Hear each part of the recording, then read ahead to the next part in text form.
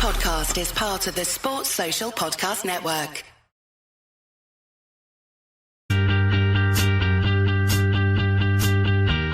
Oh, it's a goal. Who got the assist? Who got the assist?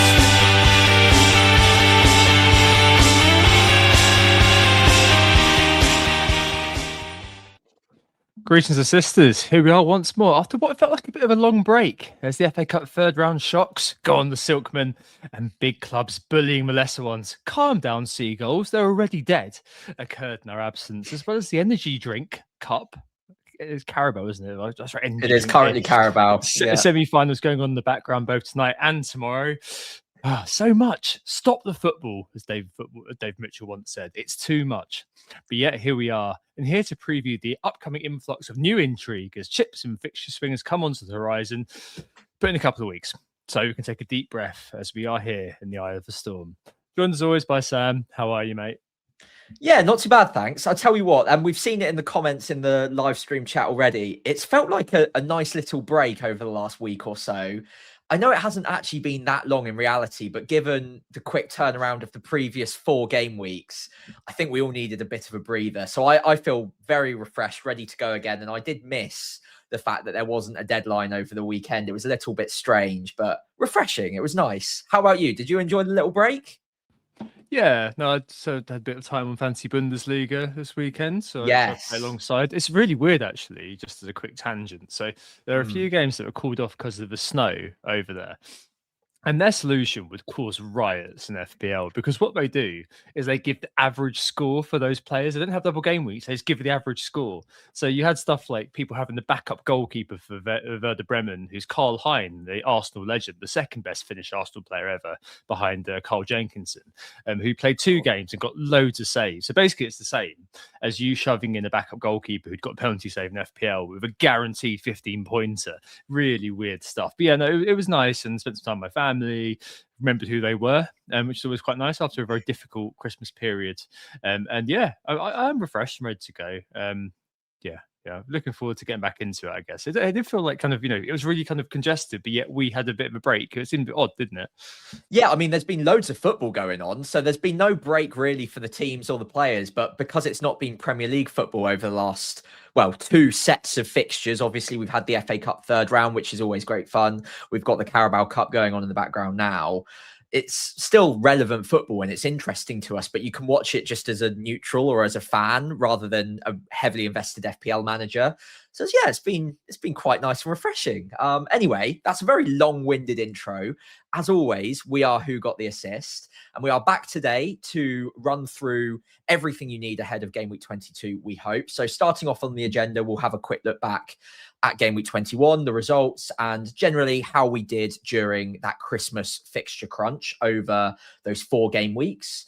Then we'll take a look at the approaching FPL chip season and the calendar as it's currently falling, just updating everyone on where we think the doubles and blanks are going to be, and a couple of very quick top line chip strategies that you might want to start considering soon, if you haven't done so already, of course. And then, of course, we'll pivot to our normal discussion on the fixture swings coming. I think Game Week 24 is looking pretty big for that, what to look out for there. And then talking about players in focus. Midfielders seem to be the hot topic this week, so we've got a lot of focus on them.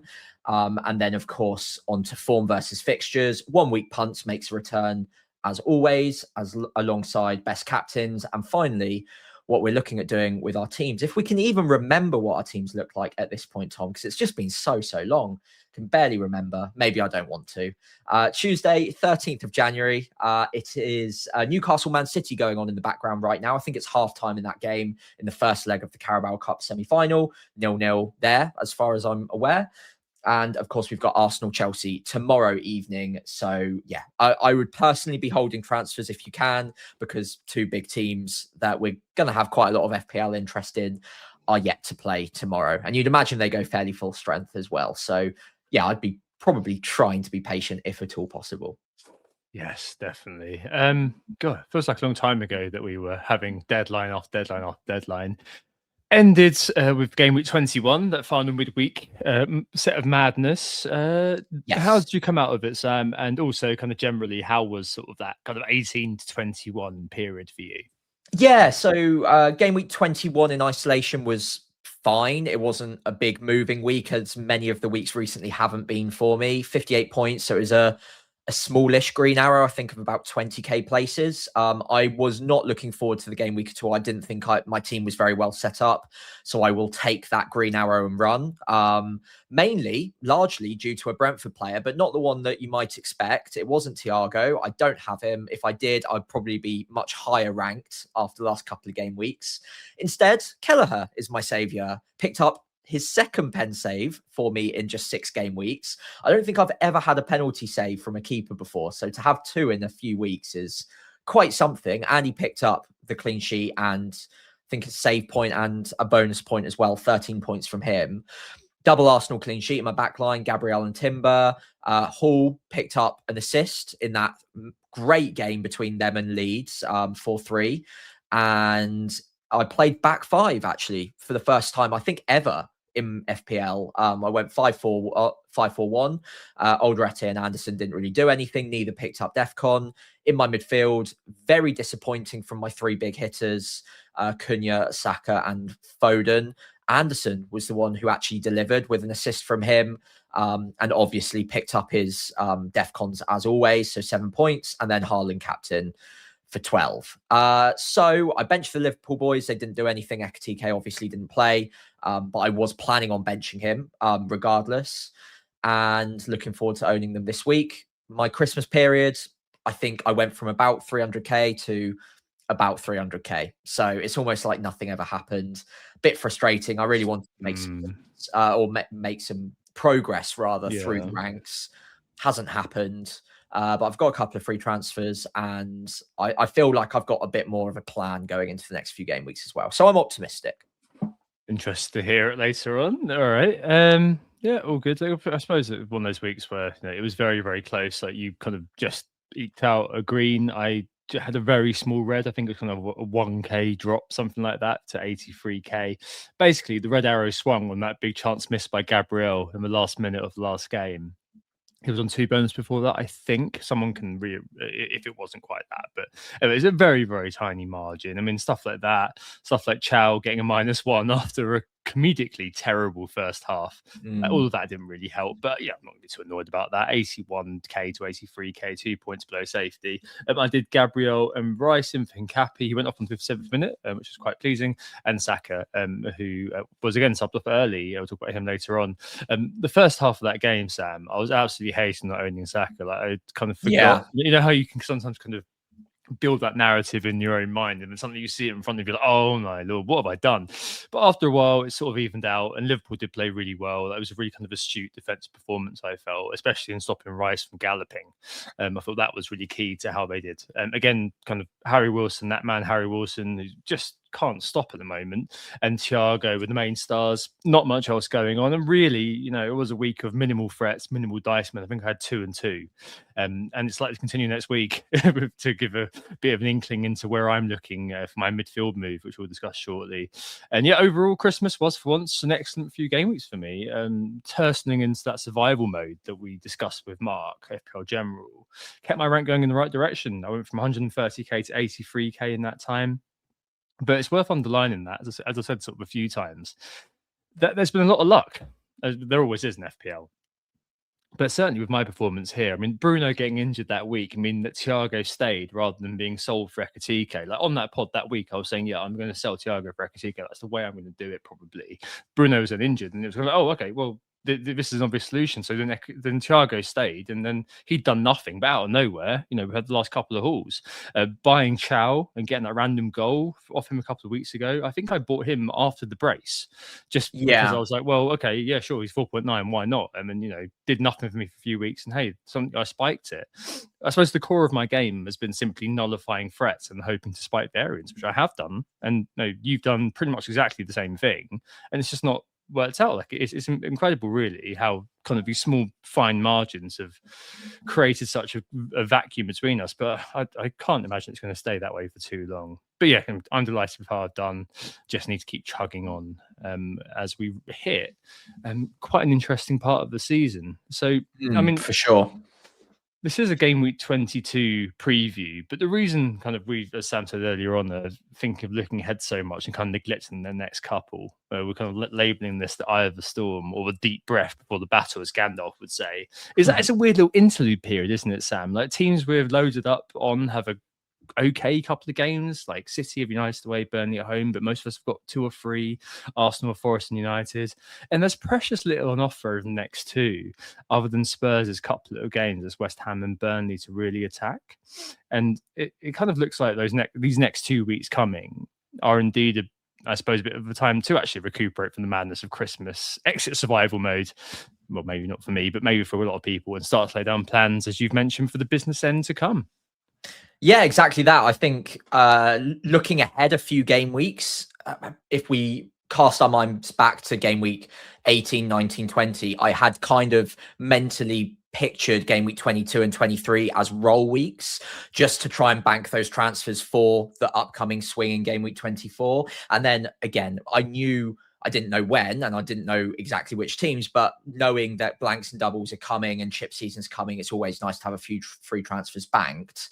So yeah, game week 22 and 23 is kind of that tail end of the good fixtures for a number of our players. I've got Liverpool double in my team, Soboslai and Ekatike, still another 2 fixtures yet to go, certainly at least 1. I think Chelsea is kind of starting their good run now, but I think we all can kind of agree that 24 is the better jumping on point. So we're in this FPL purgatory for the next couple of game weeks where you could move early. You can jump on some players. There are obviously some players out there with good fixtures. I mean, someone's got to play Wolves and Burnley every week, right? So there's always opportunity.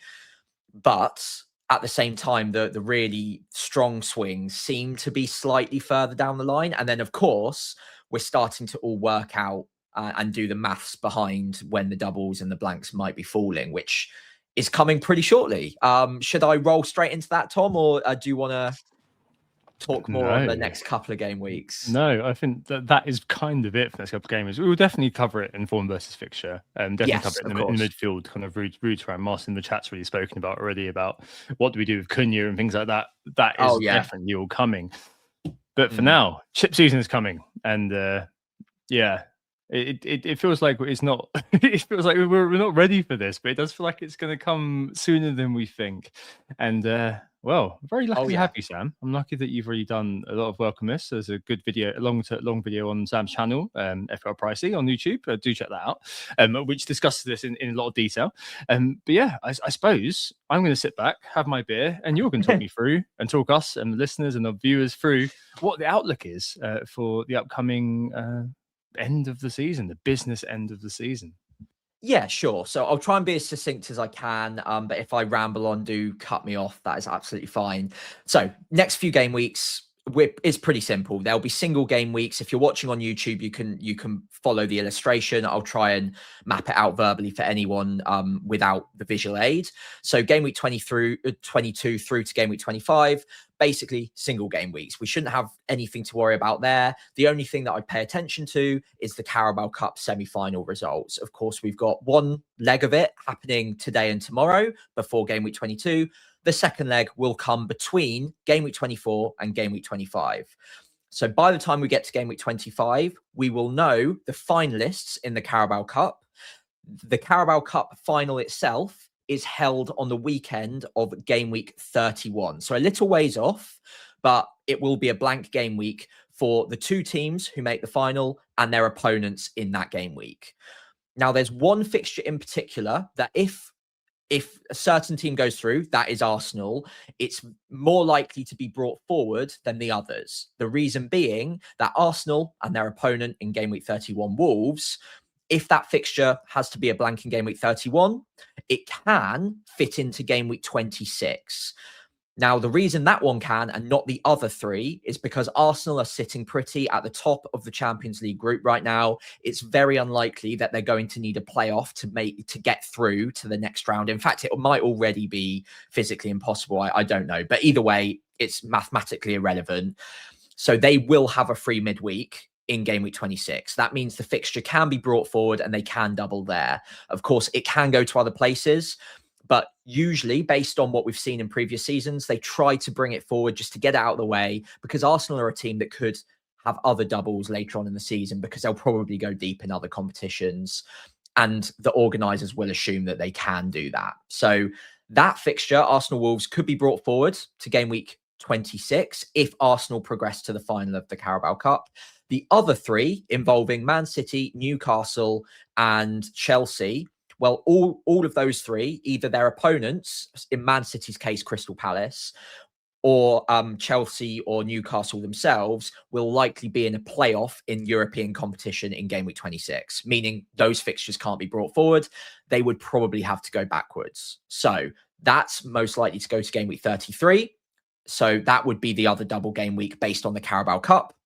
And then later on in the season, if you're, again, following on illustratively, you can see another blank game week coming in game week 34. That will be based on the FA Cup semi-finals. So up to 8 teams could be affected. That's 4 teams actually playing in the semi-finals if they're all Premier League teams, and their opponents potentially if there are no clashes or overlap. So up to 8 teams could have a blank game week. And those teams will be the ones doubling in a couple of game weeks after that, come game week 36. So that's basically all you really need to know for now. Game week 37, there might be a small double based on the finalists from game week 36. The FA Cup's being played during the season, but that's so far off right now. We'll all have played a wild card by that point, mainly just marking it to remind yourselves that there are future doubles coming. The big ones that you need to consider probably right now, 26 could be a double for Arsenal and Wolves. 31 will be a blank for 4 teams, and 33 could be a double for the remaining sides that make it through to the Carabao Cup final and their opponents, of course. All make sense? Yeah, I suppose the summary that I wrote to you the other day, and you can tell me if this is right or wrong, was game week 26, small double, presuming Arsenal get through for Arsenal and Wolves. Game week 31, that's when the final is blank for the Carabao Cup. Yeah, potentially for Arsenal Wolves, of course. Game week 33, that's a double probably for the other team. So not Arsenal, but the other team who, if they get through, all that sort of thing. Yeah, so the Chelsea game is likely to go that way if Chelsea are the ones to progress. And then either Newcastle or Man City, whichever one goes through there, it's more likely to go back than forward. Okay, so it's 26 maybe, or 33 maybe, depending on results, effectively. 34 is when we get the FA Cup final blank, right? FA Cup semi, blank. And then 36 or 37 is kind of where we will see kind of the bench boost, big double game week sort of thing that will happen, effectively. Yeah, up to 8 teams, yeah. Okay, all right. Well, love a calendar wank. On to the next bit then. What are the main sort of percentages, I suppose, that inform when the double is going to be for the kind of the immediate time? Yeah, so I'll quickly skim over these because there are different odds and percentages available, and actually, given there are matches going on in the background right now between Man City and Newcastle, these percentages will be shifting in live time. I've grabbed these numbers from Solio. I'd highly recommend going and checking them out. Not sponsored, just really like them. They crunch the numbers much better than myself. They currently give it a 42% chance of Arsenal doubling and Wolves in game week 26. And the most likely double from the Carabao Cup semi-finals is likely to be the Man City Crystal Palace one, because not only are Man City likely to get through against Newcastle based on the team strengths, obviously it could go the other way, but also the Man City Crystal Palace game can't be brought forward, so there are less different places that the fixture could get planted. So it's quite likely that Man City Crystal Palace get the double in game week 33. But then, of course, there are 19-ish% chances on Everton and Chelsea doubling in game week 33. Obviously, if that happens, Arsenal won't have doubled. Same goes for Newcastle, Sunderland in game week 33. Again, that can only happen if Man City don't double. So you're not going to get all 4 of these. You're going to get 2 of them. And I can't guarantee you that they're going to go in these specific weeks. It's just the most likely places that they're going to go. Okay.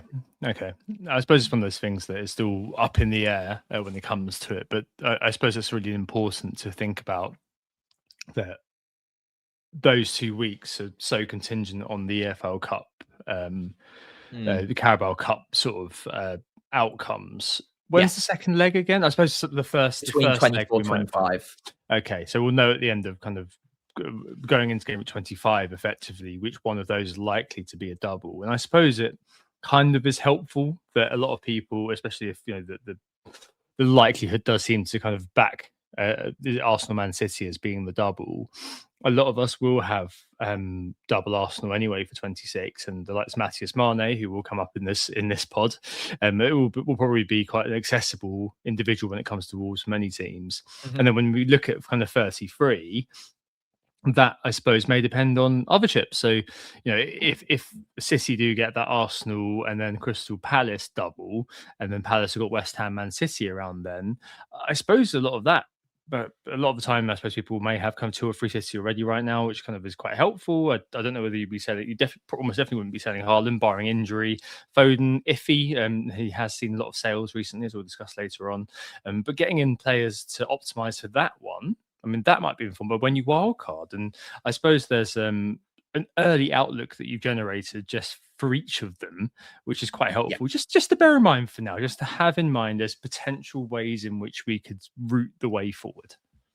Yeah, so I'll quickly summarize this because, again, I don't want to get too bogged down and bore you all. But the wild card's the big one, right? That's the one, maybe alongside free hit, where more planning is probably required.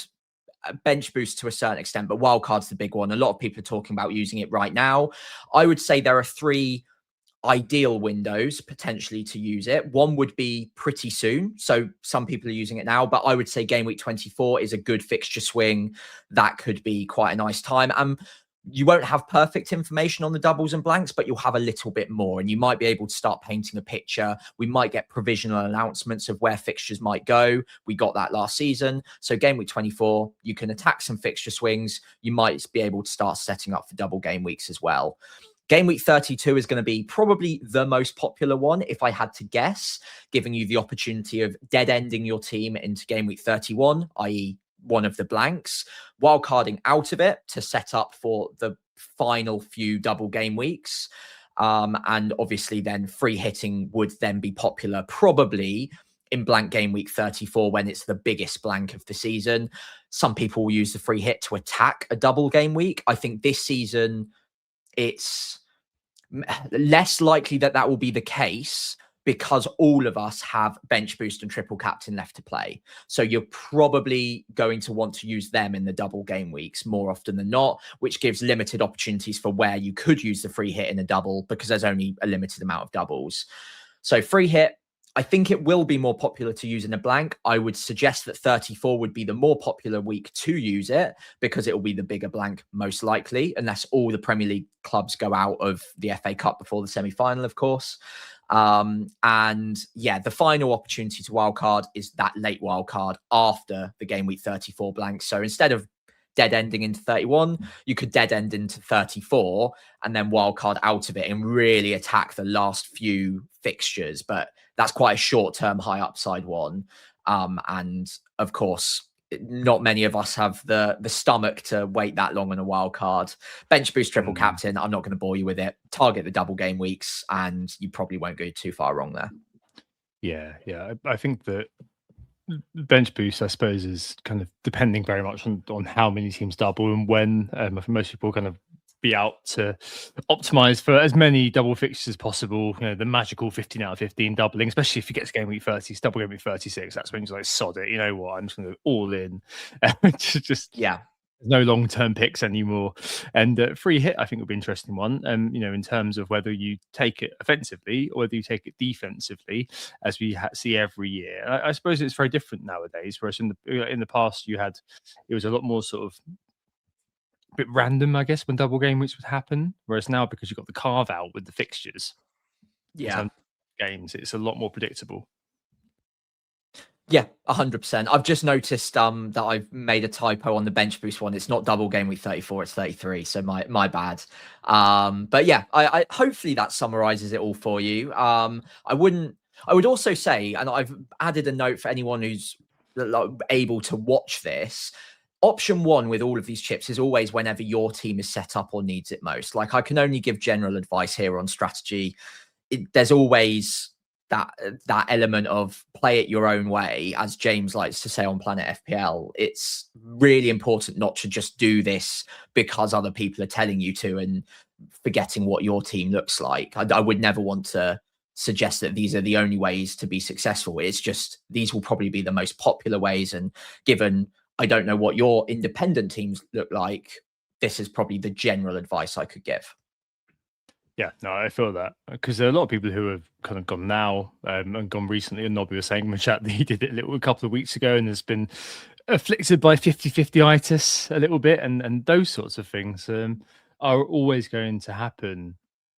In my current situation, in terms of having an okay rank and having over the last few years, as I said a couple of weeks ago, maybe last week, I'm not too sure exactly when, having proverbially shat the bed a couple of times in the past seasons by trying to beat Maverick with my chips and stuff. I cannot overstate enough how much I'm going to underthink my chip use this year. I'm just going to, whenever you say, right, Tom, this is the week where it looks like most people are going to be wildcarding, most people are going to be playing chip X, chip Y, chip Z. That is the time I'm going to be playing them. I think this year I'll give it a go and playing it this way. But I suppose it kind of does it kind of move around a little bit. So if you are in more dire straits, perhaps, or kind of not happy with your team and things like that. Yeah. How does that work? I suppose it's a lot of it's obviously due to risk appetite. We don't really know what your teams look like, as you've correctly caveated. But things like kind of wild carding now, I think a lot of people are kind of doing it and thinking, right, we're may have some indication of what's going on. How does that all sort of fit together? I suppose the emphasis then moves towards making your team a rollable one for a little while. If you've rid yourself of your wild card, you want to have those 5 free transfers once we get there and are looking to principally towards bench boost.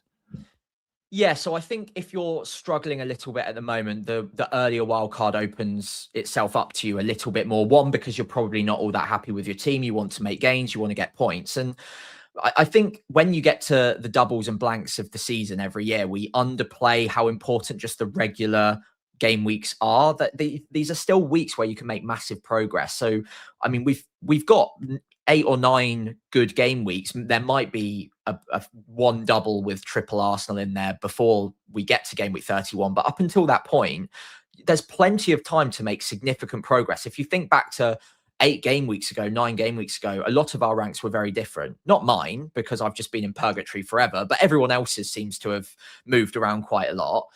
So there's still plenty of points on offer. I would say if you're struggling right now, at least consider an earlier wild card. There will be at least 1 game week later on down the line where you might have to go on the defensive a little bit because you won't be able to shield yourself against at least one of the blanks. But you might get lucky. It might just be that your team falls quite nicely and you're pretty well shielded without needing too many transfers. Maybe some big teams go out of the FA Cup quite early. And again, it all pieces together nicely. I think if you are trying to make massive gains, there's still time to do that with a standard strategy, but you'll have to pick some less template picks within that strategy.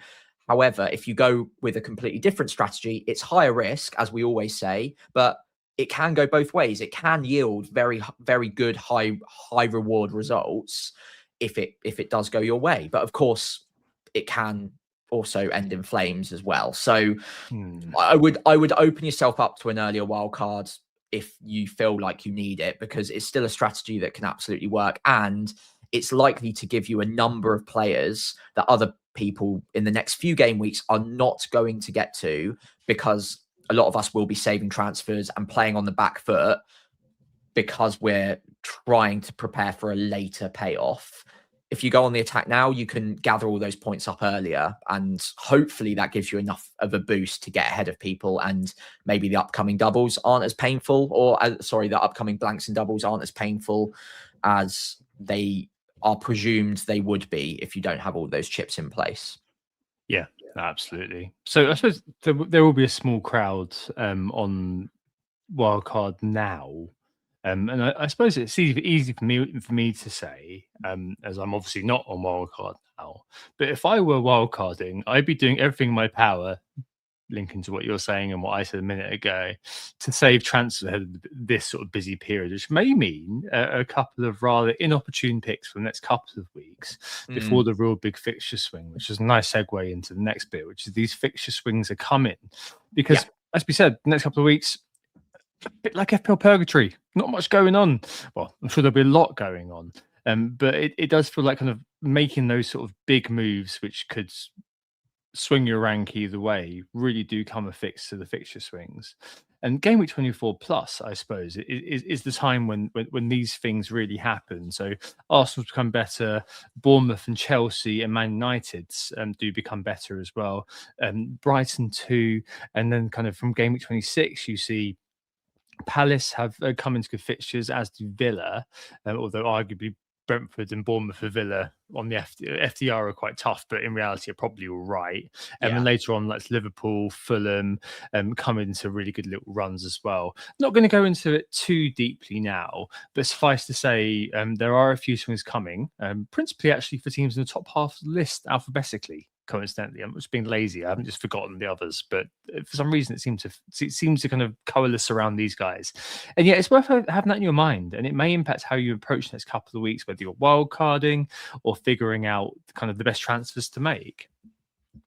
Yeah, absolutely. I think the big one that we probably do want to talk about is Chelsea, given the next two fixtures are quite nice, but they're not amazing. And then game week 24, I think we've all had that penciled for a while, that's the big swing where Chelsea just walk into some absolutely golden fixtures. It's just whether or not we've got enough confidence on certain picks to go there right now and go for it early.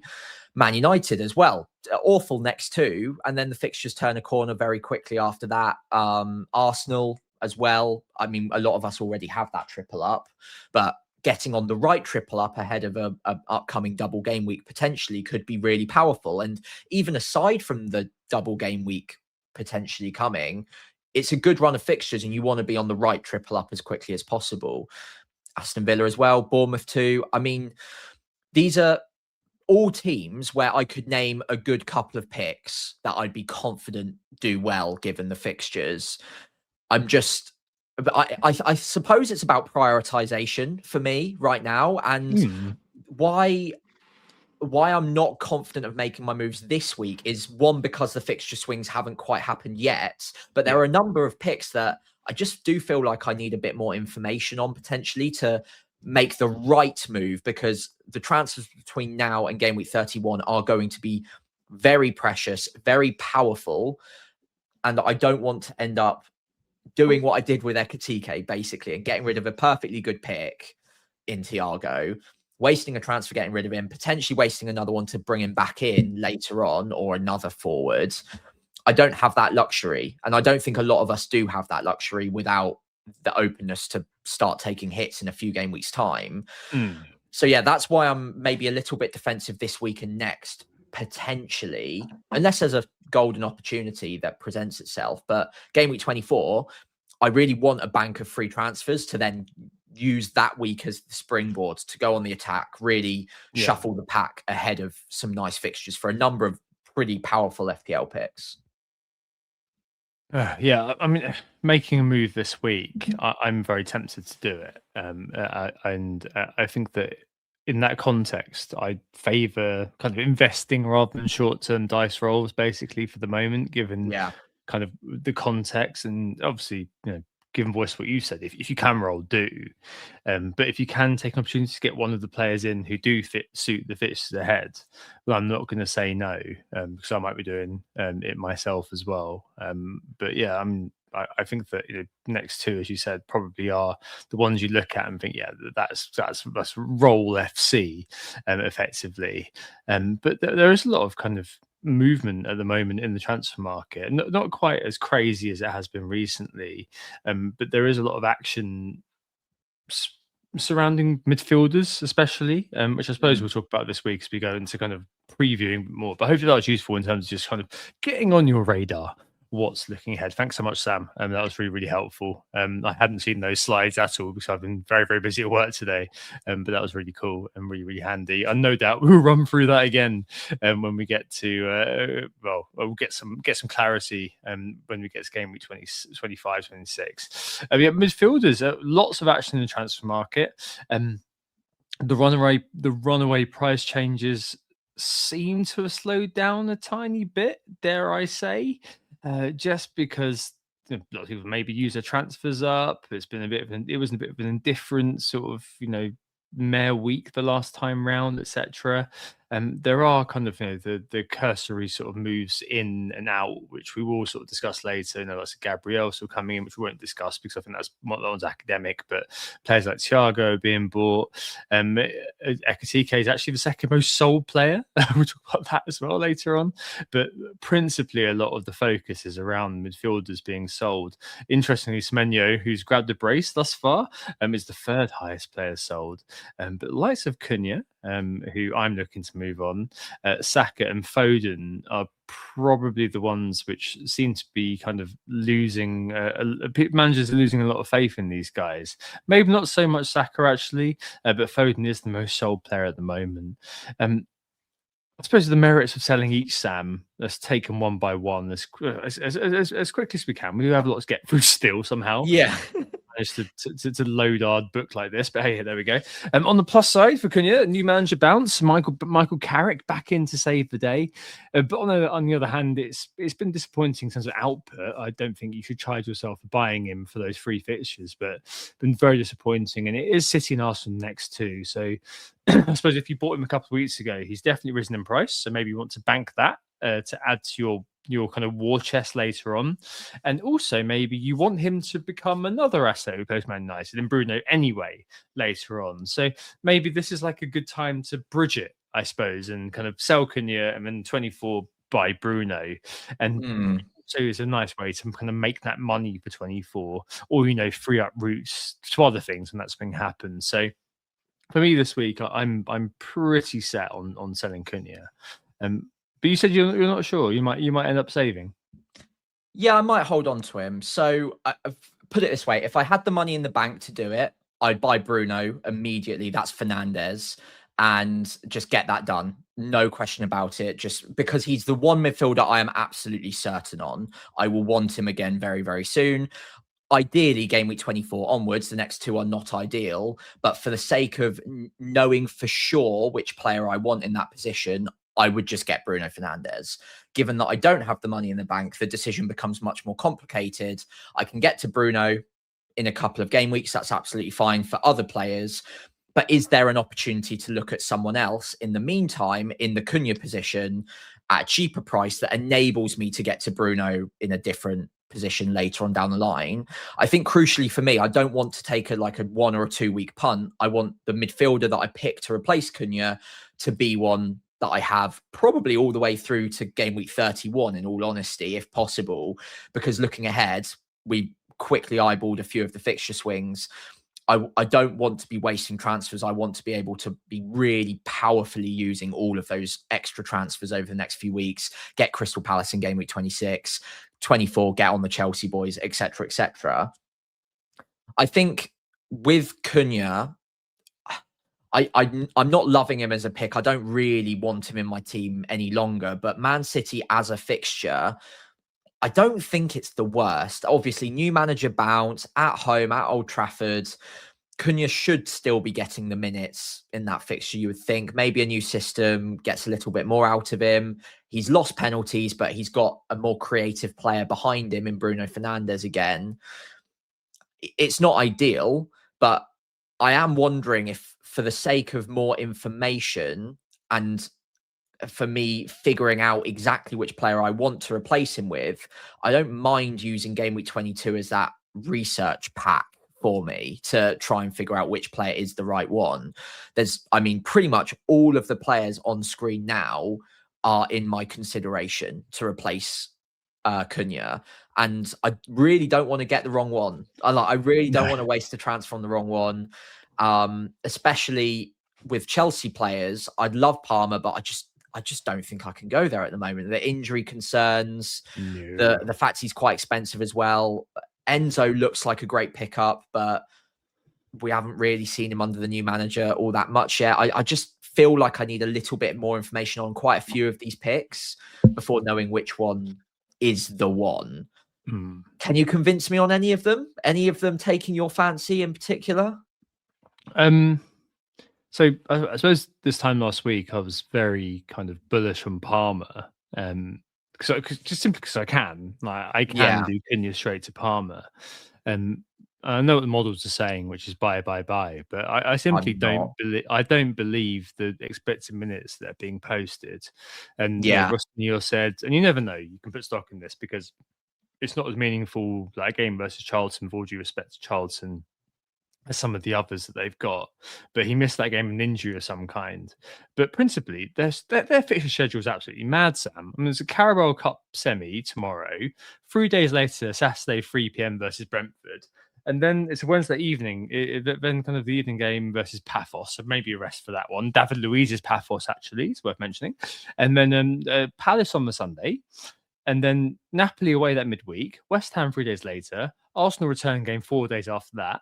And then Wolves and Leeds in short order before the FA Cup fourth round versus Hull. I just can't believe he'll start all of those, especially if he's managing an injury. And I place a big question mark on some of the league games here in terms of maybe on the Palace games, definitely the West Ham game around Napoli and Arsenal. Yeah. In one of those tasty Leeds and Wolves games. So he's still a fab asset. I completely get that. I've made that argument myself online that, you look at the example of Foden, right? That people had to kind of see something from him. And as soon as they saw something from him, they were in. But if you had a haul or two from him beforehand, then there you were with 24 points other people didn't have. And even though I opened the door for it, I'm ironically colder on Cole Palmer than I was before this week. I'm happy to monitor before.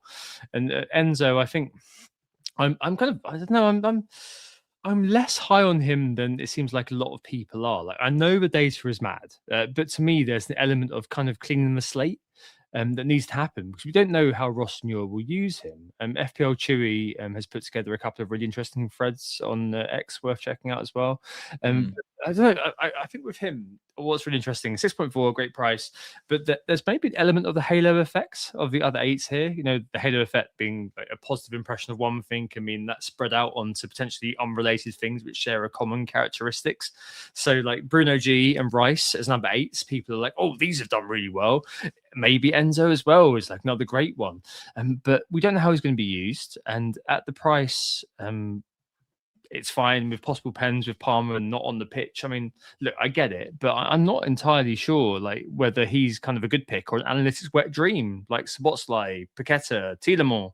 I'm willing again to go ahead and see, but I'm quite keen to get rid of Cunha this week, Sam.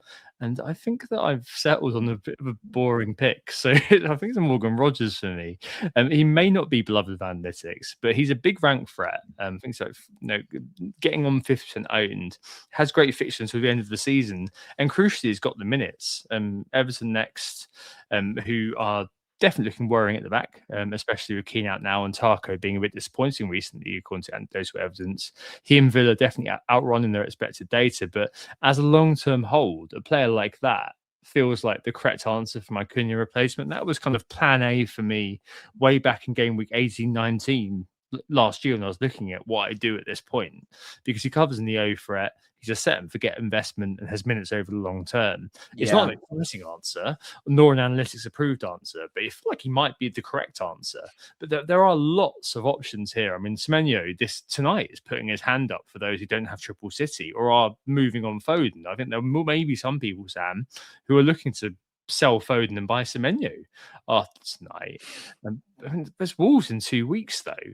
For City, admittedly, they've done a lot better after Edwards, maybe playing with the freedom of knowing their fate, and also Wolves' defense is distinctly mid-table, which is kind of a bit of a surprise. But I mean, there's a lot of action going on. But I know for me, I want rid of Cunha. I think I'm not buying this new manager bounce at the moment. And I kind of just feel like I kind of feel like maybe making a longer term investment, as I said earlier on, we're talking about fixture swings, in someone like Morgan Rogers is where I'm going to go, given my rank, and trying to kind of shed my challenger mode, which I'm normally into because I'm normally kind of playing catch up right now. Whereas this year I am still playing catch up, but it's actually kind of quite a decent position to be in, you know? Yeah, I mean, Rodgers is also in my consideration as well. He's just a great player, and I think sometimes it is understated how much of a difference that makes in FPL. Like if you've got a really quite special player in a team, it makes a big difference. And Morgan Rogers is that guy for Aston Villa at the moment. Data aside, on the eye, he's absolutely phenomenal, and he's always popping up in those shooting positions. Every time Villa score a goal, you know that it's either got Watkins or Rodgers' name attached to it in some shape or form. And I think that goes quite a long way. The data admittedly isn't great. It's probably the worst out of all of, well, it's certainly the worst out of all of the mid-tier that we've got here, and quite a few of the lower budget tier. But he does get the minutes, and he's in a great team, and he's got decent goal share in that great team. So yeah, look, I can't fault it. I think for me, a lot of my reluctance to go for him or someone else at that exact price point, so 7 or above, it does kind of prevent me the option of getting to Cole Palmer in a couple of weeks as easily, or certainly Bruno and Palmer, which is what I've always kind of been banking on. Like I always kind of wanted both. Well, actually, to be honest, I wanted Saka, Bruno, and Palmer all in my team at the same time, which is currently still talking. It's still very much possible for me. But if I make the Rodgers move, I'm locked out of at least one of them without taking hits to do so. And I'm not really willing to take hits, I don't think. But given everything we've just said about Cole Palmer, I am wondering if I even need to worry about that as a factor. Like I like him, like you said. I'm not against him as a player whatsoever. When he's on the pitch, he's great, and I'm not too bothered about his actual output this season so much. It's just how much is he going to play during the really nice fixture run, or would I prefer Enzo Fernandez, who's much cheaper, and it means that I can have Morgan Rogers, I can have Bruno Fernandes, and I can maybe even keep Ekatike if I wanted to. So a lot of it hangs on how strongly I weight my future transfer for Palmer. If I don't, then Rogers is available, even Bruno G, Semenyo, they're all options for me. I kind of am inclined to agree with you that Rodgers just seems like quite a sensible pick for a very, very long time. Like I can't see him ever being a bad pick. That's the thing. No. I don't know. Real head versus heart on Rodgers for me, because I love the player. I'm just worried that maybe I'm missing an opportunity elsewhere if I lock out that position with him for the foreseeable. I know what you mean. It's because it's basically like no room at the inn, effectively. Because I'm in the 3-4-3, it's slightly different for me because I've got that extra midfield slot to kind of eventually fill out. I just wanted to kind of pick up on the Saka thing for the moment, because there are some people looking to get rid of Saka. There was a lot of kind of frustration that was being voiced on social media, predominantly Blue Sky, so I don't really look at X at all. But I'm sure it was the same on X, except with more. Anyway, but yeah, I think that I'm kind of it's with the Saka sale. It's worth mentioning the mad underlying data, isn't it? I mean, 7th overall for non-pen XGI, and non-pen XGI per 90 of 0.6. But I mean, it's just not so far this season. It's just not come. And you can understand, I suppose, why covetous glances are being made at Declan Rice for the best part of 3 million cheaper, especially kind of as you've started referencing there are other parts of the jigsaw in Bruno and even Palmer that eventually need to be financed somehow. And Rice, because I had the opportunity last week, which is kind of rare, because there have been a lot of moments where I've been looking at kind of Rice or Saka and all this sort of thing.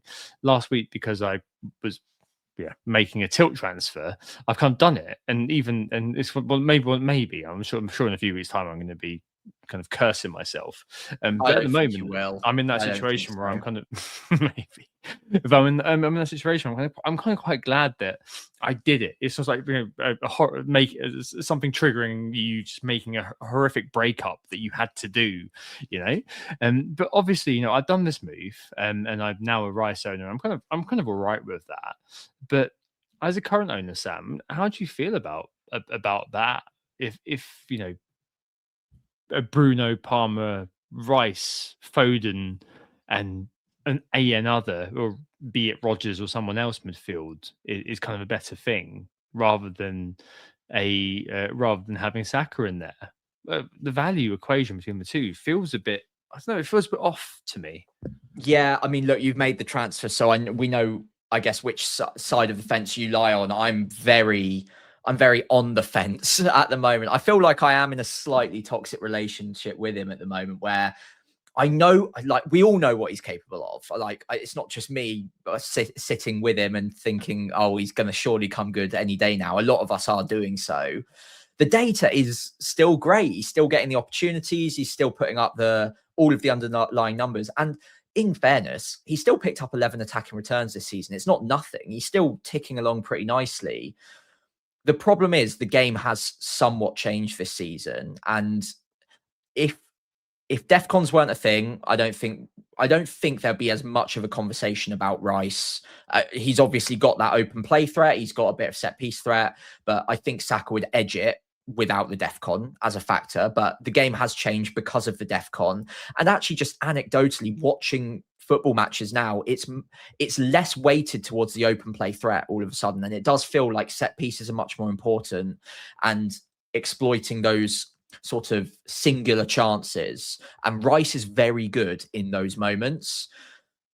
Yeah, I mean, if I had unlimited transfers, if I was wildcarding, I'd be picking Rice over Saka now. I think I've kind of made my mind up on that. It's just whether or not, it's just whether or not it's worth a transfer, or can I sneak an extra haul out of Saka?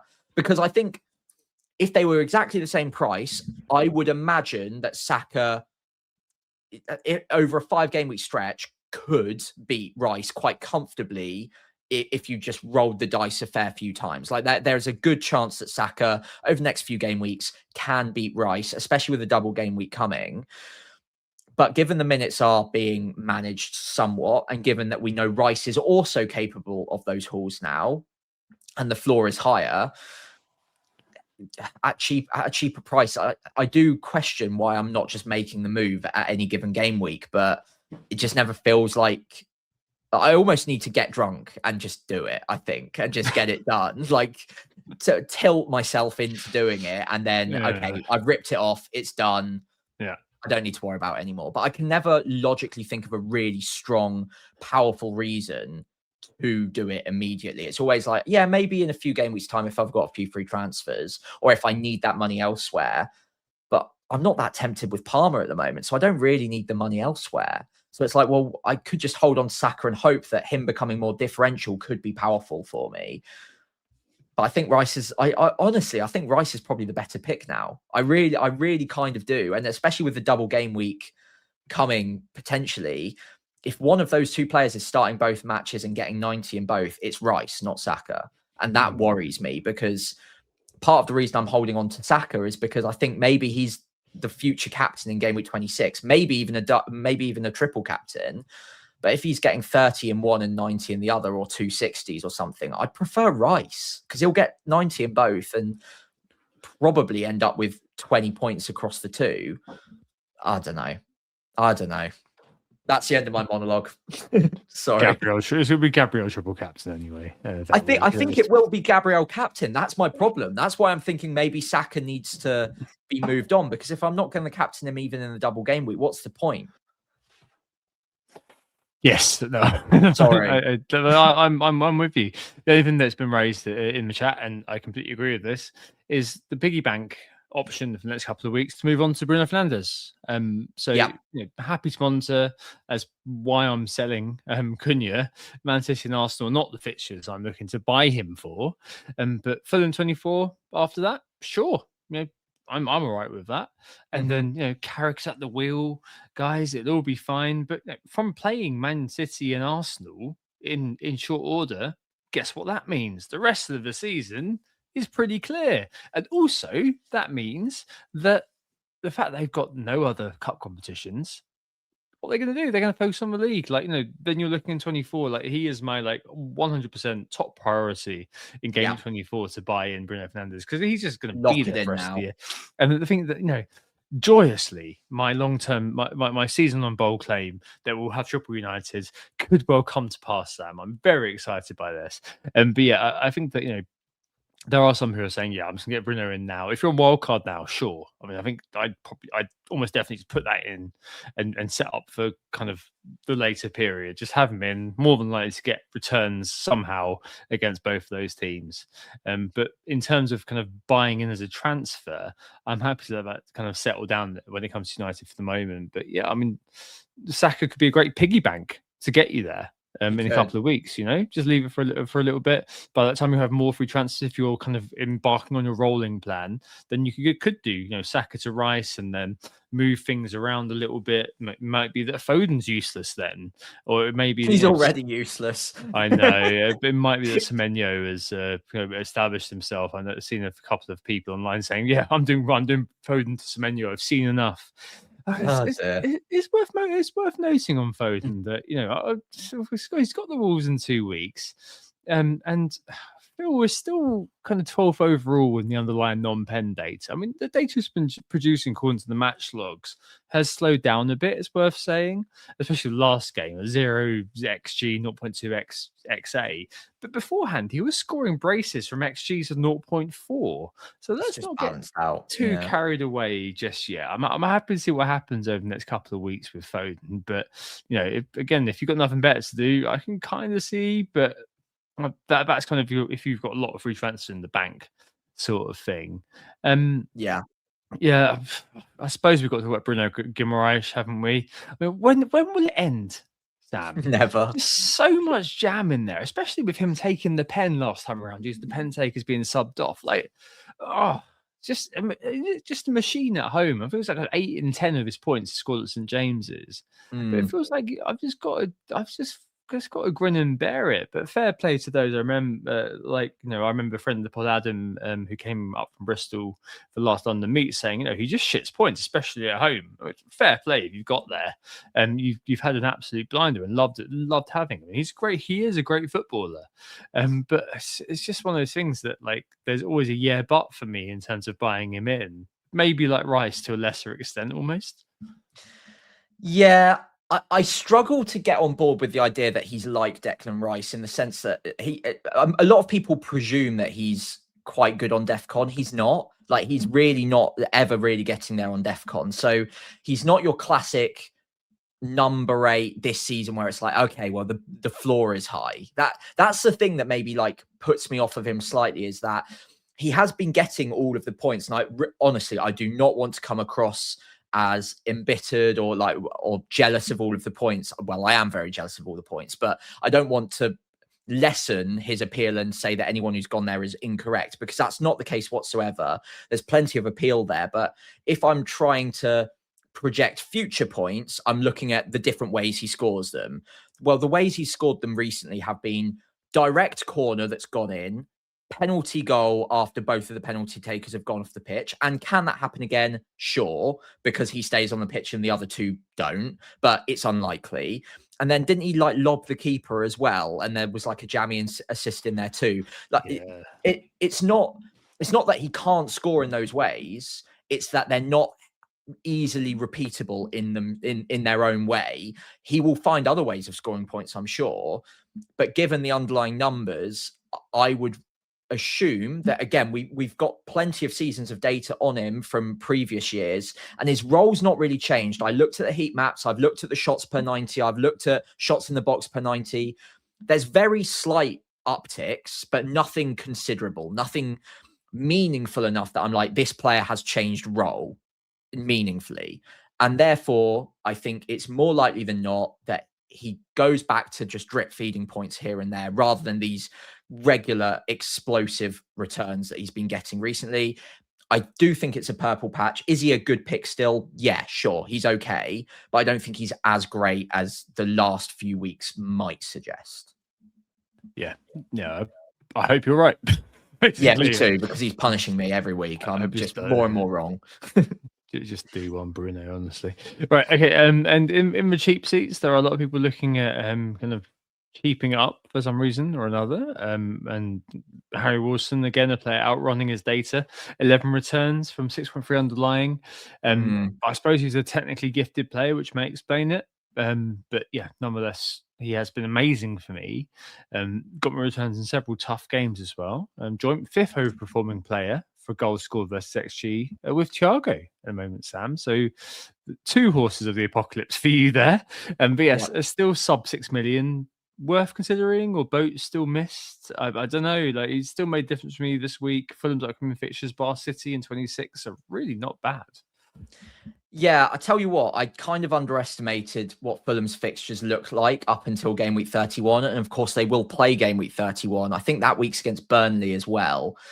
I'm coming round to it a little bit more. And I know I might be late to the party on this one, but if I am looking at a Cunha replacement this week, if there was one player, maybe one or two that I'm strongly considering, he would be in there, just because the data doesn't reflect that he can continue at this rate, but it's still all right for the price. It's around 0.4 XGI per 90. That's pretty good.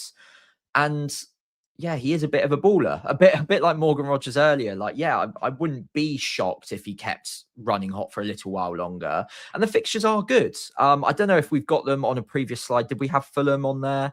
Yeah, we do actually. So running through, it's Man United, Everton, Man City's not great, but Sunderland, Spurs, West Ham, Forest, Burnley.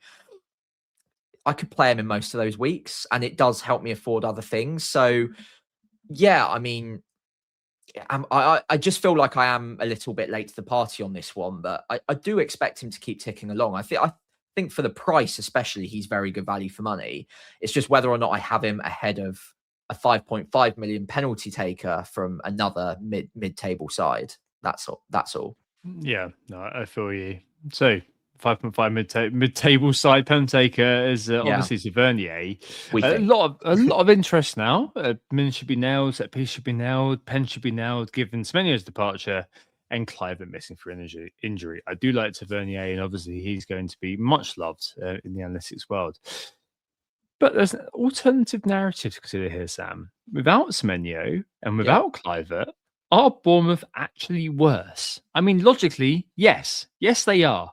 So for that price, 5.5, if everything goes for a player like Semenyo, who is like Tavernier, can we say this is worth jumping on now? Or is it maybe a wait and see what happens in their transfer window and everything like that?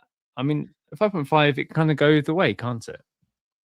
Yeah, I mean, to be fair, the price really does tell me that it's going to be a good value pick, like regardless of whether Bournemouth gets significantly worse or not. And I think we do generally, not me and you, or not necessarily any specific person listening to this pod, but generally as a footballing community, we tend to overemphasize the difference that like one player being out might make to a team. Now, Semenyo being gone will impact them. Cliver probably the same, but they're coached well. They've got good attackers in there, and they probably will dip into the market this month as well. I know they were sniffing around one or two loan picks. And Nwaneri might even be an option. I don't know whether that's still bubbling along underneath the surface, but they're probably going to dip into the market. I think I could say that they will be somewhat weakened, but they'll still score the odd goal. Like, it's not like they're just going to completely fall off and never score again. So Tavernier playing in an advanced position, getting 90 minutes. He's on set pieces. He's on penalties. I think at 5.5, what's not to like, to be perfectly honest? It's just whether or not he's the best player at that price point. Is Harry Wilson and his form outweighing the fact that Tavernier, actually the data's fairly similar, but now he probably has penalties. Does that slightly nudge him ahead of someone who's already been getting the points? Or would you just go with the form pick and say, you know what, we can wait on Tavernier until we get a bit more information? I'm on the fence on that one. It could go either way. Yeah, I mean, you've got the swing in 24. I mean, some very quick maths I've just done.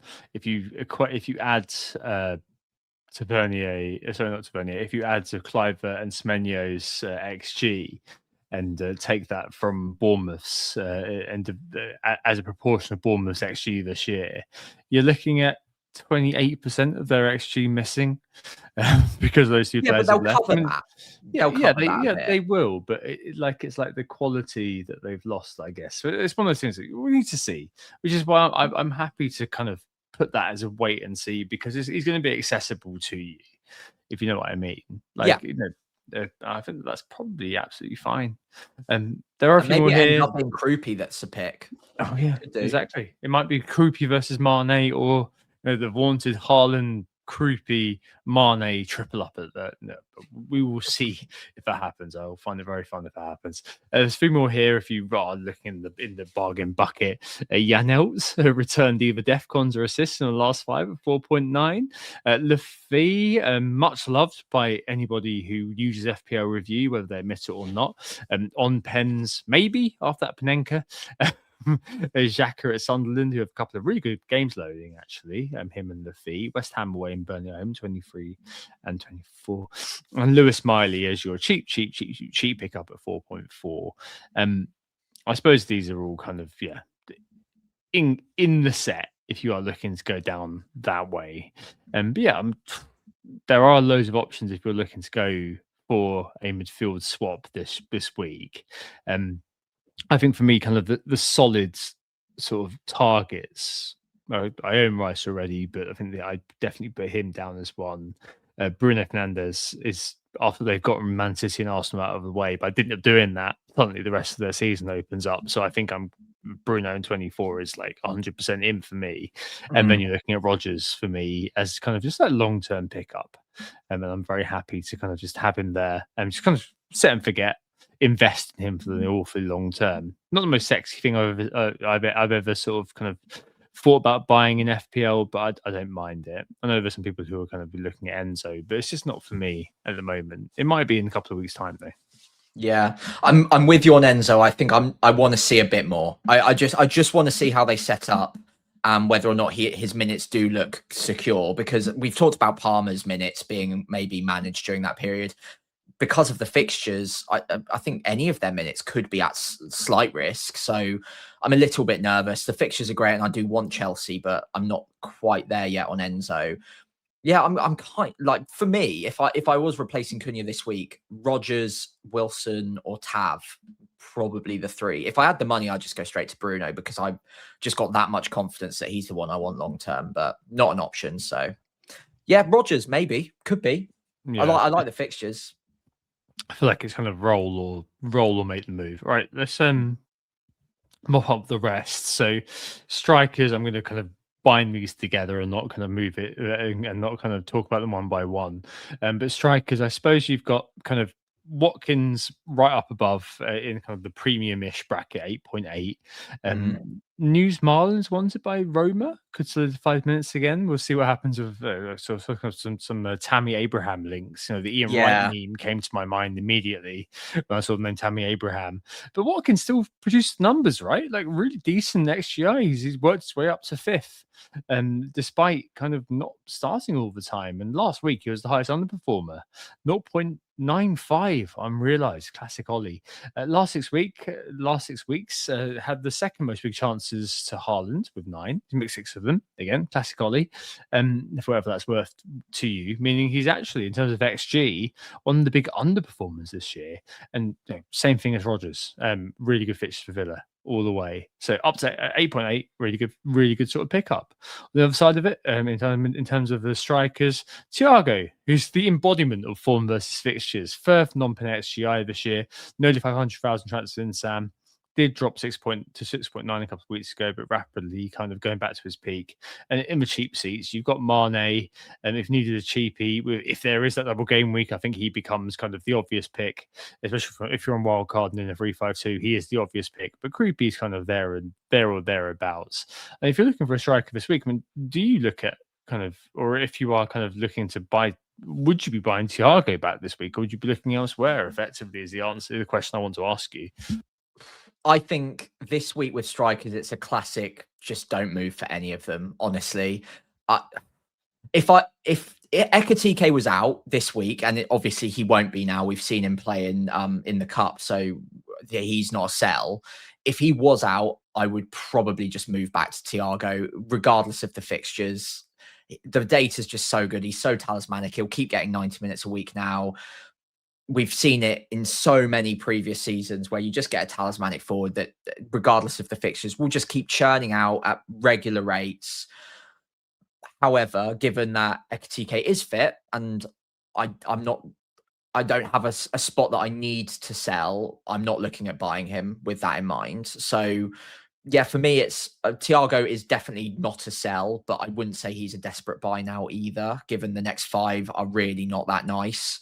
I think 3 away in the next 4, and then it's Arsenal after that as well. And the away games are like Chelsea, Aston Villa, then forget what 25 is. Is it Newcastle? Or I don't know. It's another pretty difficult team. Yeah, it's tough. So it's not a great run. And I, like, as a Kelleher owner, I'm a little bit worried about the run for Brentford, but they'll score a few goals during that time. So I think Thiago is likely to still tick along. And again, the price is relevant here. Not 7.1 million is very good value for any striker on penalties getting that sort of data and good minutes, regardless of the fixtures. So don't sell him. Probably don't buy him unless you have an injured striker and you just desperately need a different one right now. I probably wouldn't be rushing to Watkins given the price and the fact that the only way you're probably getting to Watkins is if you sell Ekatike anyway, and you're not selling Ekatike now. So yeah, I probably just wouldn't be moving for a striker in or out this week, to be honest. No, I agree with you. Because of the range is quite small. I suppose that maybe some people with Bowen are a bit sort of peeved at what's going on. If you're on Calvert-Lewin, for example, like I know friend of the pod Dan is, then fine, keep him there. Yeah, keep him. He's going to keep doing stuff. Bowen, I mean, it is the Dr. Tottenham will see West Ham now this weekend. Maybe penalties as well, because Paqueta is apparently refusing to play, potentially off to Brazil. We shall see. Maybe. But Bowen is not good at penalties, though, similar to Watkins. So that's a double-edged sword, that one. But yeah, I think, as you said, I think it's kind of a time to hold some Mateta and stuff, and maybe you'll see João Pedro or Delap come on to the after a bit of information by game 24 again, come on to the consideration set. But maybe Shesko. Maybe Shesko as well. Yeah. So it all kind of I think it all kind of just neatly kind of lends itself to just hold on and kind of just bear it through for the time being. In defence, there's a few who may kind of pique your interest. So Chalobah, number 1 defence pickup for me in 24 if I was going there. Maybe Sanchez number 2, but well publicised that Rossignol plays with a really advanced goalkeeper. But so it kind of remains to be seen whether he or Jorgensen is preferred potentially. But the Spaniards had a really good season. And Chalobah himself, decent goal threat. He's scored the joint most goals amongst defenders with 3. Not that many kind of actual attempts worth noting. And on 18 DEFCON points, so level with Van Dijk. And over at Spurs, Van der Ven, 4.5 could be a decent rotation option. And Romero, short-term punt maybe. Scored 5 goals a couple of years ago. And there's Collins, probably Senasai is the one to look at for the slightly longer term when the fixtures kind of move. But any of these are kind of all right, aren't they? Or you got kind of Mukiele, Adarete, and the cheap seats. Yeah, I don't mind the Sunderland cheapies as an option. I'd also have a cursory glance at Crystal Palace. They're now obviously a little bit more freed up in the schedule now that they're out of the FA Cup as well. I think they've got some better spacings until they get back into Europa Conference League action, and their fixtures round the corner. I think game week 26 is when they become really good. I think it's Wolves and Burnley back to back at home. So, I mean, look, if we get good news on Munoz, he's going to become very interesting very soon. Outside of that, Lacroix, Richards is back in the squad. Gahey, keep an eye on. Don't know if we're going to get any movement during January. It looks unlikely, but it could happen. Yeah. But yeah, Palace boys, I'd just have an eye on. I've certainly got an eye on them over the next few weeks. As much as the next 2 fixtures for Spurs are nice, I just just don't know if I could personally. I'd be going to Chelsea first, I think. But even then, because like you said, new system, we don't know who the favourite's going to be. Chalobah seems likely, but again, given the best fixtures are yet to come in game week 24 onwards, again, I'll probably just wait and find out. Yeah. Yeah, Palace wise, I mean, Richard's down to 4.4 now. And if he comes in and starts starting again, like he's like the perfect sort of Joe Anderson sort of bench pick, which is fine. I mean, I don't mind that at all. And finally, goalkeepers in general. For the crowd who are wildcarding, I suppose Roofs is the highest scoring goalkeeper at the moment, up to 4.9 from his start price of 4.5 and 95 points. Sunderland do have a couple of kind of decent fixtures coming up. If you are choosing a wildcard goalkeeper, Sam, I don't know, it may be something. I'm a Raya owner, so maybe I might want to kind of for 26 without wildcarding look at kind of optimizing for Arsenal, which may mean that I need to take Raya out and buy Saka eventually. So maybe this will become a live issue for me going forward. But you've got Kelleher and things like this. It's just so meh in the goalkeeper space, isn't it? Like you're just hoping that maybe a Sanchez or something would come to mind if you're wildcarding basically here. It kind of, given what we've discussed about Aston Villa, it's kind of a bit of a shame that Martinez seems to be a kind of perpetual injury risk, because otherwise you'd be like, right, you just get him in and forget about it kind of thing. But as it is now, it's kind of like, well, just, it obviously don't make goalkeeper transfer. Don't take a hit for a goalkeeper. I think someone else said about that earlier on. Yeah. But if you were wildcarding right now for a goalkeeper, it's tricky, isn't it? It's very tricky. I feel like I'm about to say the thing that everyone's going to hate me for. I might just pick Raya, honestly. Like, it sounds really illogical, but if Arsenal do have that double game week in 26, who's the one player I know will start both of those games? Raya. Raya will. Like Timber might not. Saka might not. Rice will, so he's part of the triple up there. Gabriel probably the other one. But Raya's the other completely safe way to make sure that you're getting that double game week if they get one, of course. And look, it's not fun, but there will be rotation in the Arsenal lineup throughout the rest of the season. I don't like it. I prefer to chase the upside personally, but if you're wildcarding right now and I'm looking around for other keepers, I don't know. I can't see any. I like Kelleher at the moment, but the fixtures are about to turn. Roofs, you've already mentioned. Yeah, Raya's just a lot of money and he's boring as hell. So don't take that advice, but he will get the minutes and he will be getting the double game week at some point, you would think. Raya's had saves in 3 out of 21 games this year. It's just absolutely like he's basically the modern day Edison. Where you kind of have Except zero. he actually keeps clean sheets. Let's not underplay that and how important that is. Yeah, of course. But I think Edison did have moments, did have times when he was actually worth the money. Done the rumor? No, I don't know. It's tricky. I think that Roofs and Dubravka probably. I just don't know. I mean, just figure out some sort of rotation for you.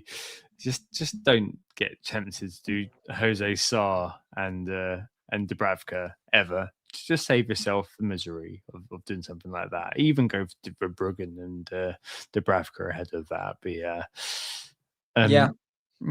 just feels like goalkeepers is kind of like an afterthought. Missed days of David De Gea, that's for sure. Right, 1 week punt update this week then, Sam, to move us on to the end of the pod. Last week I went for Grealish. You got me a -1, whereas Tiger got you a 4. That is brutal. I know. I was out of sight a while ago, but seemed to have given you an opportunity. Yeah, what is it? 23 points back. So yeah, I'm a couple of hauls away. We've got our jokers yet to come, so maybe I can get some double game week swings out of them. But yeah, I think we're both going with Liverpool boys at home to Burnley this week. I'm going Ekatike. It's about time he paid off for me. So he's in my team. He's back in the squad, back in the lineup. Hopefully he can finally repay that faith I've placed in him. I need a minimum of a double hat trick to pay off the move that I made. It's not happening. Come on, Hugo, you've got this, surely. Hold that thought for the captaincy. But yeah, Yeah. adverts for me. Hopefully, my man Flo can put a stop to the recent rot. Onto that captaincy, Haaland, Ekatike, and if we've thrown Palmer in, but I think it's a 1-versus-1. But I know a lot of people don't have Hugo anymore. I know people have actually sold Hugo this week, and which kind of puts you straight into the Haaland world, which is absolutely fine. I mean, good record against United, etc., and so on and so on. But I am really tempted by Hugo the palindrome this week, Sam. Obviously, a bit of hopium. Looked good when he came on versus Barnsley, but it was Barnsley. But do you know what Barnsley and his upcoming opposition have this weekend share? B and Lee. Yeah, 5 letters, and they both probably shouldn't be in the Premier League. Liverpool should get a chance against Burnley, and Ekatike has been very good at being the one taking those shots over the last 6 matches played for forwards. I know Ekatike's missed a couple of games, so matches played, and he's had a similar number of chances of shots in the box to Haaland, and clocks him with a really similar XG. So I'm happy to kind of give that a go. I think at the moment, and we'll see how I feel when it comes to Saturday. But obviously, not captaining Haaland is a worry. Maybe it's that kind of Thanos balance meme, where if I'm buying Rodgers to cover a rank threat and playing defensively, then simultaneously opening myself up to another one, kind of it feels like everything's in balance as it should be. I don't know. It feels like a risk worth taking with so many teams in the 3-5-2 who have bought Thiago recently and maybe sold Ekatike to kind of do that and won't want to flip that now, meaning that his ownership is going to be particularly low.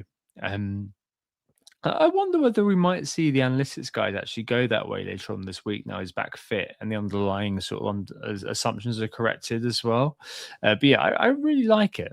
I really like it actually this week. I've got that. I've got a bit of a feel for it, which is unusual because normally I'm kind of quite safe with the captaincy. But this week there's something about it where I'm kind of more than okay to do it. I'm not observing the kind of the hilarious Gandhi thing, which still somehow has some legs in the FPL community. It's the first game this week, the Manchester derby. But yeah, I feel like I'm bust at the moment on Ekatike, and I'm kind of all right on it.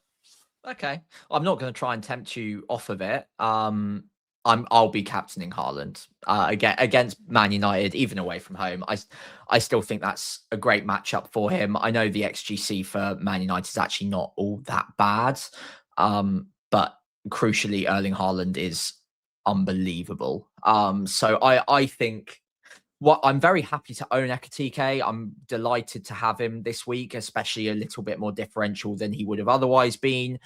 He's got a lot of making up to do for me, and I like the player. I like the amount of shots he takes. I like the kind of chances that he's presented with. Burnley, I think, are going to deep block it a little bit, make life as stodgy and as difficult for them as possible. Whether or not that slows him down, I don't know. It's not to say I don't think he's a good pick. I just probably don't have him ahead on captaincy than Haaland. So yeah, I'm sticking with Haaland, no doubt. And Ekatike will be my vice. I'm very happy to own him, but I'm not as confident or bullish as you. Fair enough. I mean, I hear what you say, but Burnley's ability to make it into a to play that low block in a way which is going to stop Liverpool. Yeah, I mean, I'm not putting any stock behind that. I'm not sure there's going to be too much difference, actually, come to think of it. I think it might be, that week, 2 or 3 weeks ago, when Ekatike got an assist. I think it was the Wolves at home and Haaland blanked. So it's probably going to be something like that, isn't it? Well, there's not that much difference between the two. Yeah. I mean, wasn't it 1-0 last minute Salah goal against Burnley in the reverse fixture, though? Yeah, it might be. That was at Turf Moor, like really early on, wasn't it? Like game week 3 or 4 when they had some hope. Whereas recently, Scott Parker's been coming out and doing we've got to show a bit of belief, bit of passion, lads. I just feel like I don't know. I just kind of quite fancy it. Don't let me put you off. I think Haaland is just so good. Like Ekatike and Liverpool are fine. But they're nowhere near as good an attack as City are this season, and they've not been that open or free flowing. And I think the fact that they've just played Barnsley, and obviously he looked quite good in that match, might be like a swinging factor here when Barnsley are a much worse team than Burnley. As funny as it is to say. No, I agree. No, I agree with that. And I do agree with that. I feel like, you know, you've got very few opportunities to take it on, and this might be one. Yeah, but I may end up kind of just playing it and going with Haaland too. I mean, I might end up doing that. It's just at the moment I feel quite kind of, yeah, why not? Maybe it's one of those things where the longer you have away from FPL, the more punty you get. So maybe I might change my mind when it comes to Saturday. Yeah, again, don't let me put you off of it. I'm just trying to weigh up both sides of it, and because I'm captaining Haaland, I'm naturally inclined to stress test your thinking as well, because I'm on the other side of the fence. But yeah, don't let me stop you by any means, or anyone else listening as well. It's perfectly viable to go with Ekitike this week. Shall we move on to teams? Yeah, okay. Let's see. Okay, so I'm first up. I've got 2 free transfers, nothing in the bank. Currently in a 4-4-2, so 5-4-1 was lovely and successful and all, but yeah, I'm done with that. So yeah, 4-4-2, Chelsea away for Kelleher in goal. Not expecting anything special there. Defensively, I've got the double Arsenal, Timber and Gabriel. Hall away at Wolves. There's pretty decent spacing between tonight and their game against Wolves, so I think he'll be okay for that. Alderete currently starting at home to Crystal Palace ahead of Anderson away at Leeds. I think that's probably the way I'm going to play it. I've realised the screenshots cut off my bench players. I'll run through them in a minute. 4 in the midfield, same again. So Szoboszlai, Foden, Saka, Cunha. Cunha's obviously the one that I would be looking at moving on if I'd made any transfers. And then Haaland, Ekitike up front, armband on Haaland. On my bench, I've got both Andersons and GU and Dubravka. So Anderson away at Leeds for Fulham might arguably get into my starting 11. But I'm pretty happy with Sunderland at home for Alderete. I'm sorry, Crystal Palace at home for Alderete. Yeah. So do I want to make a transfer, get rid of Cunha, or do I wait a week? I quite like the power of rolling, honestly. So I'm tempted to just hold on to Cunha. I don't hate the matchup that much that I'm desperate to sell him. If there was a pick that I was massively confident on, I would happily do the move, but I'm still trying to figure out which player that might be. Like, which player am I absolutely sure that I want between now and game week 31? Rodgers, I'm pretty close on. Wilson, I'm pretty close on. Tavernier, I'm getting there on as well. I don't know which one that I would definitely go with, and therefore I'm inclined to maybe roll and make my decision later on. But yeah, Cunha's not long for my team, so it is probably worth just moving on this week. But I also don't want to block myself from the future midfield moves of Bruno's, potentially Palmer's of the world. Yeah, what would you do? Would you make the move or would you leave it? You got 2, haven't you? I've got 2. It depends how much you're buying my my chat about Rodgers, because you're at 300k. It kind of feels like 24 might be a good time to then attack that. So for you, I'd be kind of thinking it might be worth taking that on. And kind of, I mean, City are actually I've just checked, the second best for SUC. Probably the market is suggesting 1.4 goals on average for Cunha. Yeah, I saw that. I saw United, though. Yeah, so yeah. No, not for, if it was for Cunha, for Cunha, I'm keeping him. Oh yeah, I'm keeping him for that. Yeah, I'm captaining him at 1.4 expected goals. I know what you mean, but something about there's definitely kind of there's with the markets, they always look at the past results as well, which is something that's worth bearing in mind in terms of the market odds. Yeah, I mean, I think it's a perfectly serviceable team. I think that's absolutely fine to roll. Too early for Palmer. It's too early. I wouldn't be buying like a Tavernier at the moment or something like that. It depends how much you kind of buy into my chat about Rodgers. Like from a game perspective, I don't know what the risk was for you or the threat was for you the week just gone. About 50%. Yeah. And we know he's got good long-term fixtures. That's the reason I'm looking at him. But also, as you said, you've only got 2 strikers at the moment. I've got 3, so maybe that kind of changes the paradigm a little bit. And it's close to a role, or like, you probably need to find an opportunity to attack a little bit more, I suppose, given the fact that you've got a little bit of how far off you from top 100k? About 30 points. Okay. I think maybe it's worth keeping powder dry then, and then using kind of free transfer in 24 to really attack it, and hope for a big bang week. Then I think that's probably the right thing to do for you.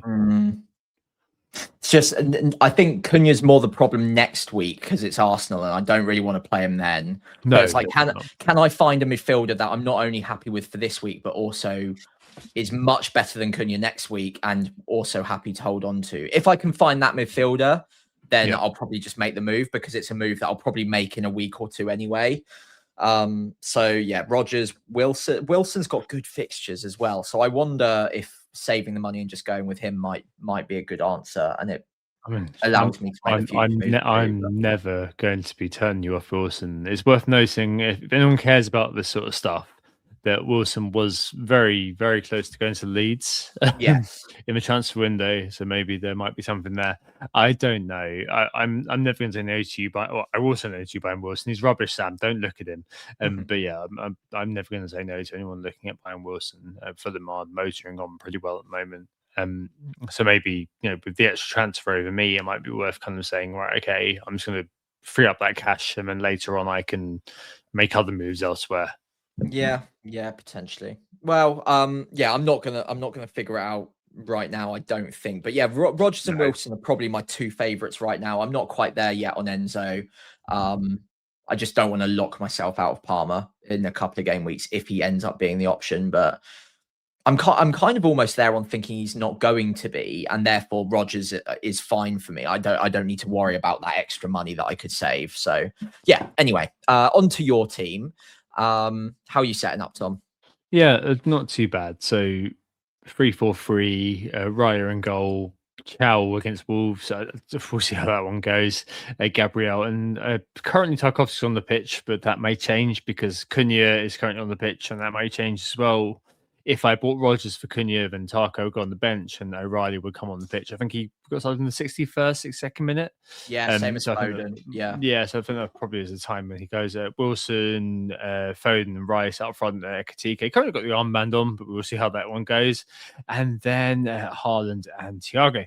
I think a lot of it is basically going to come down to what I do this week. I mean, I don't mind the role. I don't mind it at all, because I could play Tarkovsky. I know Tom Hadley on FPL Twitter was saying that, against Villa, centre backs tend to do pretty well in terms of the def cot. Yeah, I can buy that a lot, but I do really like Cunha to Rodgers and just kind of continue in this survival mode a little bit. I'm not interested in playing Anderson at Leeds. Leeds are a very good team, especially at home. I don't think that's worth looking at. So I think that Anderson is kind of squarely a player that I'm fine to just leave on my bench. I'm happy that he's on my bench, but he's not kind of a player that I'm considering actively playing anytime soon. I think with the move I'll make this week, I think it will be Cunha to Rodgers or I roll. Those are the 2. And ideally, kind of, I'll do it. I think Rodgers is likely to move tonight in terms of the price. I'm not going to be buying that because I will wait for the EFL Cup. Yeah. But when Cunha is likely to drop, think that'll be when I confirm it, and then at that point Tarko gets benched. O'Reilly, I think, plays, and then I think that's kind of the way I'll do it. I will see, but I'm very likely to just kind of continue this sort of survival mode thing and do Cunha to Rodgers. So I think that kind of feels quite a sensible sort of move in terms of the game state, if not an analytics move. Captain wise is the kind of the main question I think for me this week. Whether I captain Ekatike or Palindrome and go for it, or whether I go for just kind of full on downside protection and go for Haaland captaincy. And I do like the Ekitike captaincy this week. I really do like it. Something in me is tickled by it. I will see when my nerve holds. Yeah, I think you should do it. I like just hearing your like the way you're thinking about it. I think you should follow through with that. I would also say that given your, and like obviously we talk offline as well, the kind of things that you're saying about Rodgers, I would probably do that as well if I were you. How many free transfers have you got? Just the one. So by game week 24, so Bruno Fernandes is obviously in your thinking. Are you also looking at any particular Chelsea players for 24? No, maybe. I think that's kind of a bit one of those where I'm kind of like, I'm not sure at the moment. I think that actually more than anything else, I'd probably be interested in buying Chalobah. Yeah.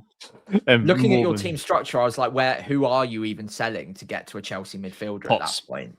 Potts, right. How much money would you have in the bank? Well, if I do Rodgers, assuming he's going to rise, I'll have 3 million in the bank. Okay, when we get to 24, I'd be looking potentially at it Enzo. Might be it might be Enzo. It might be that I can probably get from Potts to Bruno at that point, and then kind of move on defenders out like a Taco or Chow to Rain Dildo at Sunderland or something like that. But I've got a hell of a lot of money, so there's nothing to really worry about at that point. It might be that Chelsea kind of waits for a little bit, but I do it the next week as in 25. But I think that's probably all right. It's not great to be sat there kind of going hand to mouth, but I knew I'd be in the situation from doing those 5 free transfers all that time ago. And as we're kind of shaping up to kind of hit wildcard around kind of game week 30 or 31, probably, I think it's probably okay. And I'm not too worried about the general makeup of my team. I mean, I've got a lot of the players that I want to have as it stands. If shit really does hit the fan, then Ekitike can go. But I think there is definitely a world where Ekitike does just stick around for a long time, and he does turn out to be the talisman for Liverpool. So then I've got kind of Thiago, Haaland, and Ekitike, and I've got 4 midfield slots rather than 5. And a lot of people do seem to have. So that will be kind of the attack status I'm in. I don't know. But yeah, we'll see. I've still got 20. I feel like 24 is very much kind of like a 2-week time me's problem, as it were. But covering downside with Rodgers this week again frees up even more money, so it gets me to 3 million in the bank, and then I've got lots of flexibility around when we get this game in 24.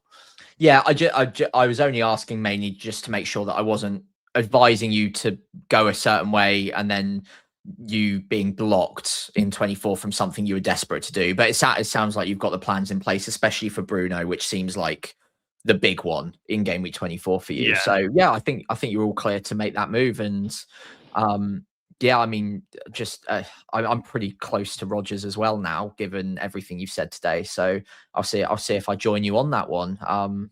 Yeah, we'll see.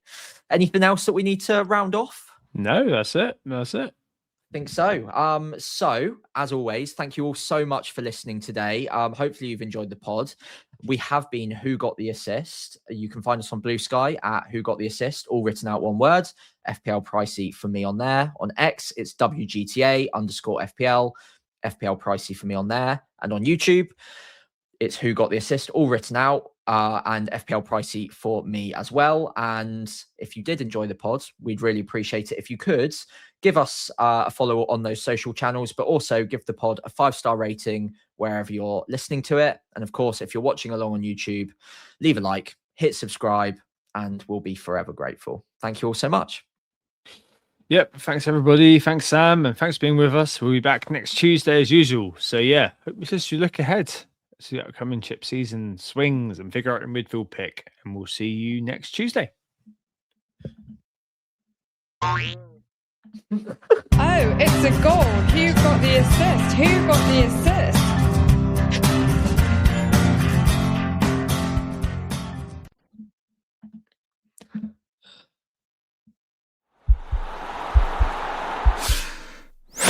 This podcast is part of the Sports Social Podcast Network.